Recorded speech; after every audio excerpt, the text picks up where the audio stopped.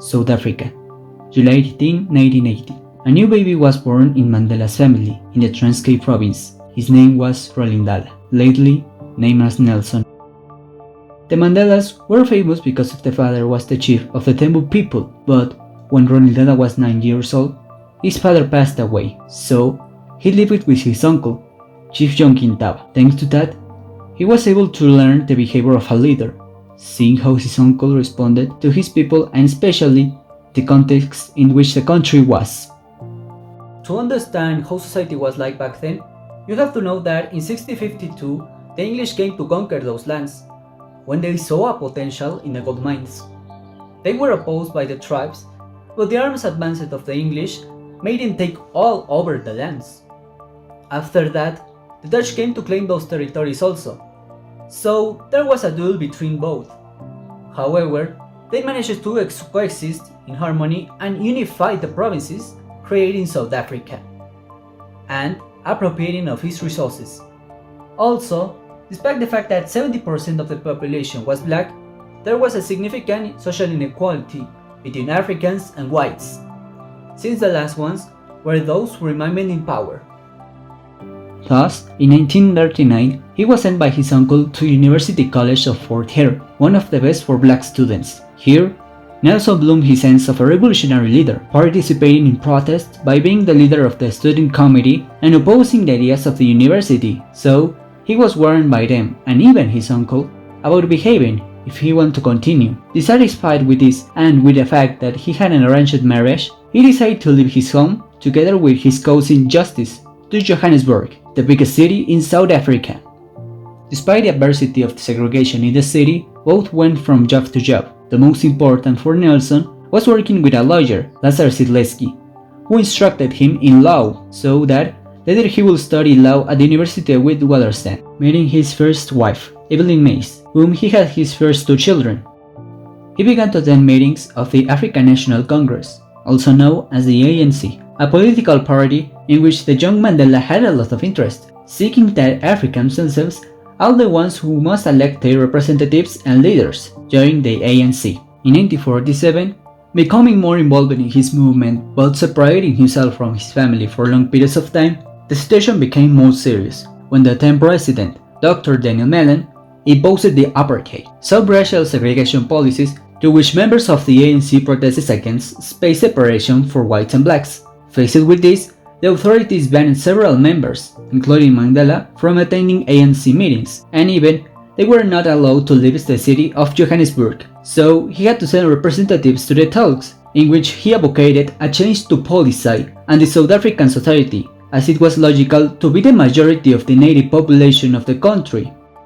In 1956, Nelson Mandela and several members of the ANC were arrested for supposed communist ideologies and practices, thus spending 5 years awaiting a trial. At this point, Mandela divorced Evelyn Mays in 1957, but married Winnie Madikizela in 1958. His love made Mandela stronger in the years that followed. Luckily, in 1961, he was found not guilty of the charge presented, but his work did not end there, as he began a long journey through various parts of the country, secretly and again away from his family, in order to organize peaceful protests, such as the Stay at Home, detaining black workers not attend work in order to affect the economy, but there was more and more repression and indifference from the government, so a violent route has to be chosen in order to be listened, seeking only to affect electrical infrastructures and transportation routes, for which a division of the ANC, the MK, was born, which will be in charge of these movements, and then many bombs exploded in power plants, Johannesburg and Port Elizabeth, and Mandela, for possible retaliation, fled the country in 1962, and upon returning was he arrested by conspiracy and later sentenced to 5 years suppression in Robben Island, a prison in the middle of nowhere, where the prisoners suffered from abuses by the authorities and the conditions were not favorable. There, unfortunately, Mandela suffered another accusation for sabotage. In 1963, the famous Rivonia trials began, in which many other members of the ANC were judged for acts of sabotage and could be sentenced to death. So, with the help of members who managed to escape before the arrest, they were able to contact lawyers and find out what was happening in the outside world. But unfortunately, they were sentenced not to death, but live imprisoned on Robben Island. In that place, the prisoners were mostly black people who lacked many resources, such as the small size of the cells, the forced work, and the lack of resources for cold and education. And it will be not without the foregoing pressure that the living conditions improved gradually, although life there will be very hard, especially for Mandela, who lost his son and mother while still in prison. In the 80s, the apartheid reforms had a very high point, with increasing violence between races, repressions, and inequalities. It will take only a drop of water to spill the glass, and this was the case with the pressure from different countries, achieving a change in the political vision, with the arrival in 1989 of F.W. de Klerk as President of South Africa, who began to listen to the citizens of all races, and seriously considering the liberation of Nelson Mandela, and the end of the apartheid. Thus, in 1990, Mandela was liberated and began a new chapter in the history of South Africa. Starting the march for freedom, little by little, together with de Klerk and the ANC, they mobilized, listening to the people and knowing the change they required. So, their support was always mutual, and with the arrival of the 1994 elections, all citizens could vote, regardless of their race, making the ANC a majority in the parliament, in order for Mandela to be elected as the first black president in South Africa.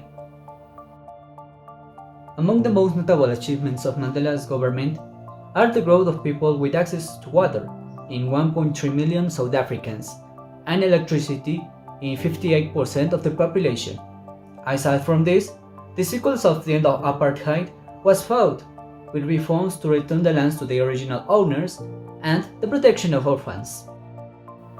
After his presidency, Mandela decided to retire from his political life, becoming a very important symbol of freedom and the fight for equality. Through 50 years, his story made the South Africa region famous and continues inspiring many people through the world. And even in his quiet life, he was part of the fight against HIV in 2004, organizing charity concerts and supporting families who were victims of AIDS. Finally, Nelson Mandela passed away on December 5, 2013 in Johannesburg.